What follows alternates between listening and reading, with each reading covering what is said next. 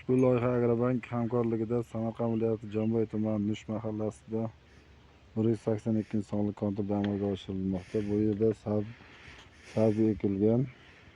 Maydonning jami gektari 10 gektar tashkil etadi. Uzunligi 960 metr, bo'yi 210 metr. Bu yerda ekilgan ekinlar zamonaviy usullar bilan parvarishlanmoqda. Hozirda ekinlar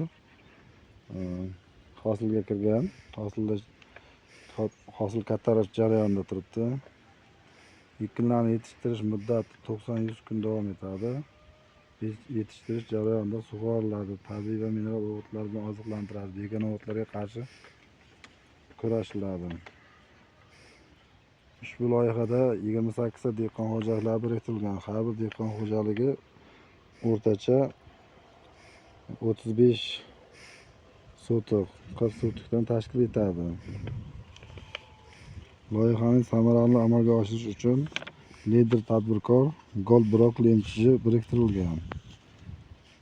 Ushbu loyiha bo'yicha har bir gektardan 30 tonnadan jami 300 tonna sabzi yetishtirish rejalashtirilgan. Mazkur ekin yig'ishtirib olingandan so'ng ikkinchi ekinga ham yuqori daromadli ekin turlaridan ekiladi.